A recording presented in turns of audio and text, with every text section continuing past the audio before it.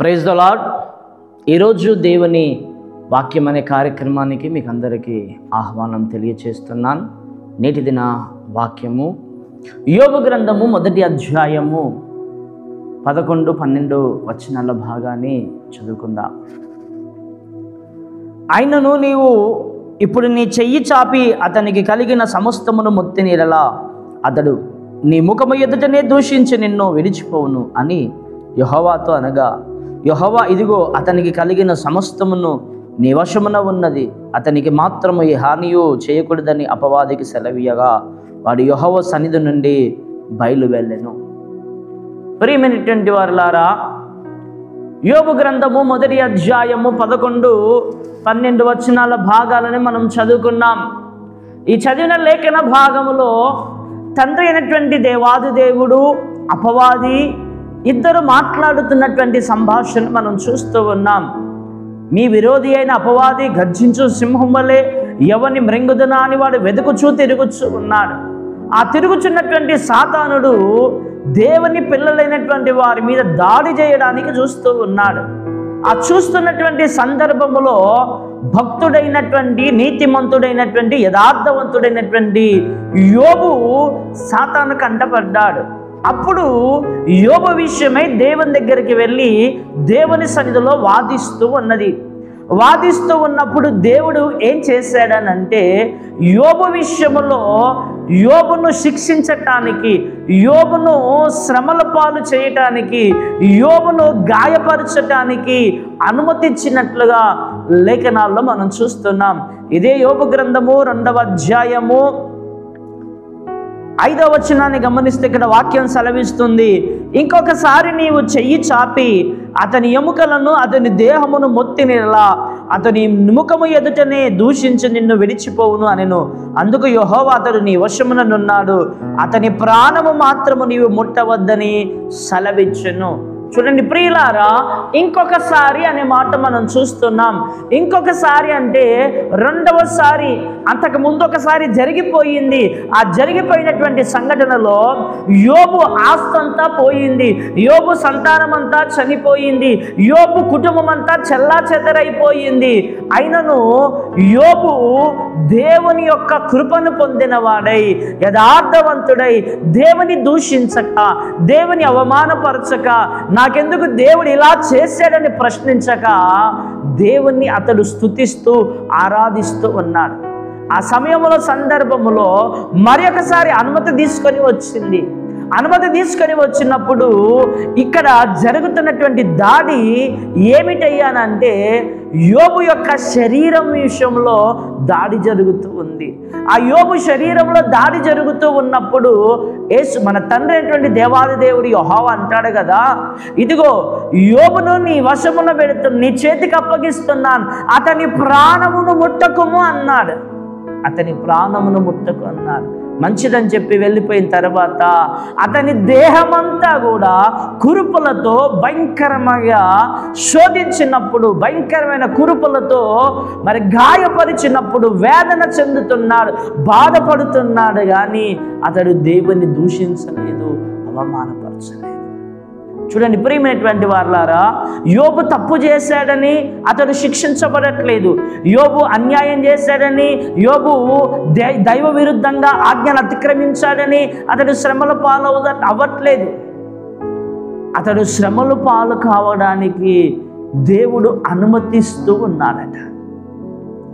సాతాను దేవుని దగ్గరికి వెళ్ళి అతన్ని శోధించటానికి, అతన్ని అణిచివేయటానికి దేవుని దగ్గరికి వెళ్ళి దేవుని దగ్గర అనుమతి పొందిందట.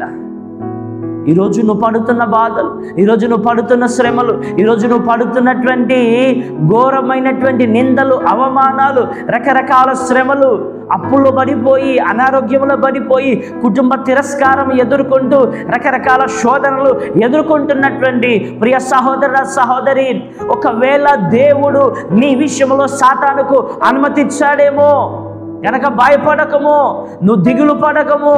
ఎందుకంటే నిన్ను దేవుడు అణిచివేయడానికి ఇష్టపడ్డాడు. అదేంటి? దేవుడు అణిచివేయడానికి ఎందుకు ఇష్టపడతాడు?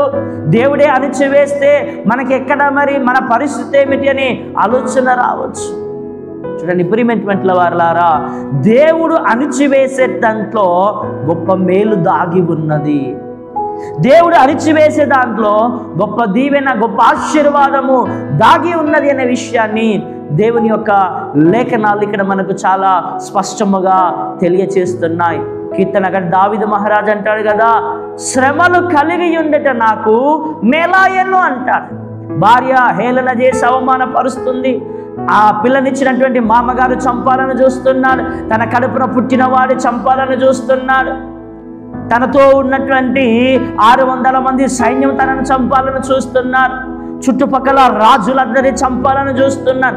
అందరి శత్రువులుగా మారిపోయారు అని దావీదు మహారాజు అంటున్న మాట, ఈ శ్రమలన్నీ కూడా నాకు మేలాయను అని అంటున్నాడు. దేవునికి స్తోత్రం కలుగును గాక. హల్లెలూయా.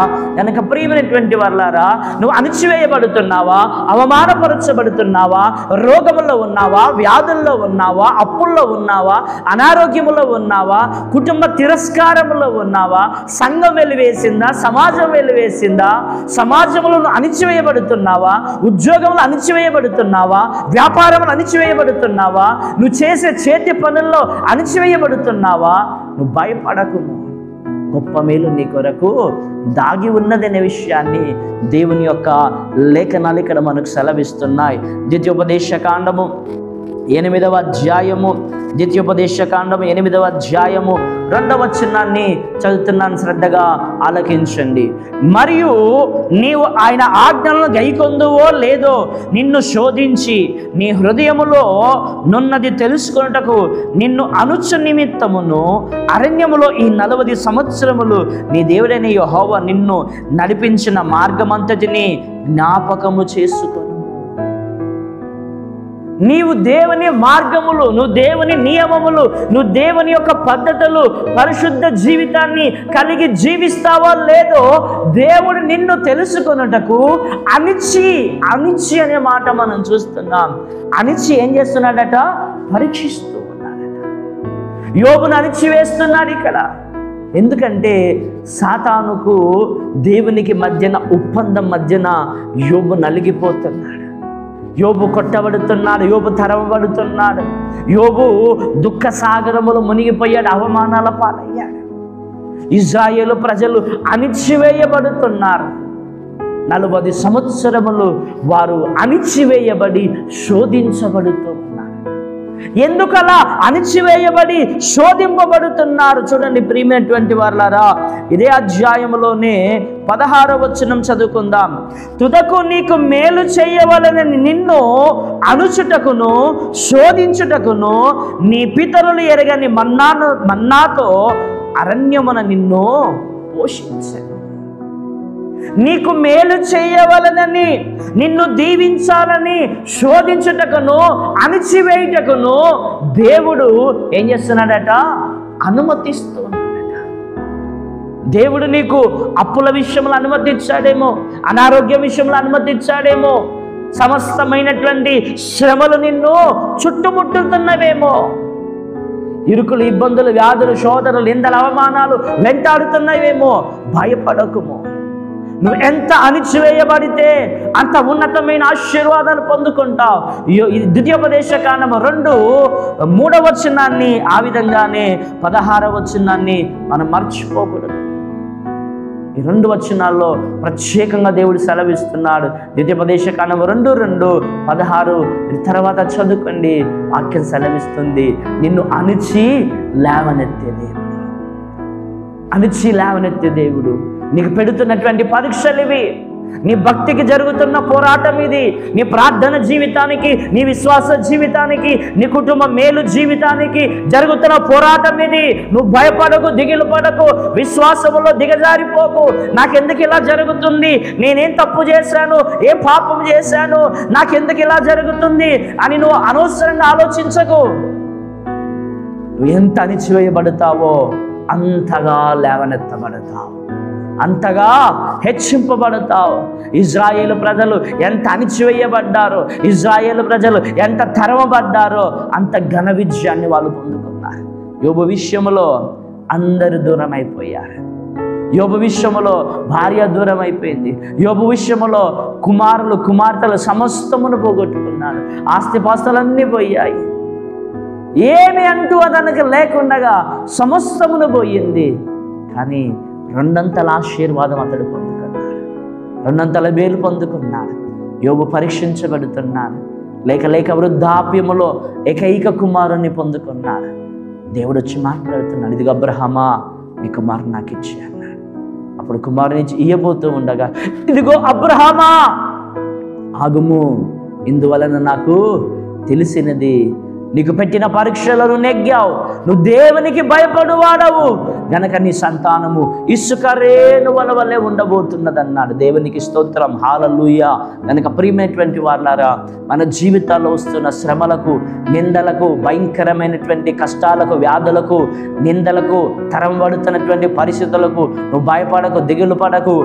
నువ్వెంత తరమబడుతున్నావో, ఎంత అణిచివేయబడుతున్నావో అంతగా లేవనెత్తుతాడు దేవుడు. ప్రభునందు విశ్వాసం ఉంచుము, ప్రార్థన పూర్వకముగా ఉండుము, పట్టుదల కలిగి జీవించుము, ఓర్పుతో సహనముతో రెండంతల ఆశీర్వాదం యోబు వలె పొందుకొనుము. అణిచివేసే దేవుడు లేవనెత్తే దేవుడు. దేవుడు మనల్ని లేవనెత్తుతాడు. అతి కృప త్రియేక దేవుడు మనకు అనుగ్రహించునుగాక. ఆమేన్. పరిశుద్ధుడానికి వందనాలు, స్తోత్రాలు. ఇది యోబు విషయంలో నాయనా సాతానుకు నువ్వే అనుమతి ఇచ్చావు అయ్యా. నువ్వు అనుమతి ఇచ్చావు కనుక వాడు భయంకరంగా శోధించినప్పటికీ నీతిమంతుడుగా, యథార్థవంతుడుగా, నీతిపరుడుగా, ప్రార్థనపరుడుగా, విశ్వాసవీయుడుగా తనను తాను కనపరుచుకున్నప్పుడు తిరిగి మరలా అతన్ని రెండంతల ఆశీర్వాదంతో నింపావు. అతి పరీక్షలో మేము ఉన్నామని గ్రహించి విశ్వసించి ఆ పరీక్షలో నెగ్గిన వారిమై రెండంతల ఆశీర్వాదం పొందటకు సహాయం చేయమని క్రీస్తు పెట్టి వేడుకుంటున్నాం తండ్రి. ఆమేన్. Praise the lord. అందరికీ వందనాలు.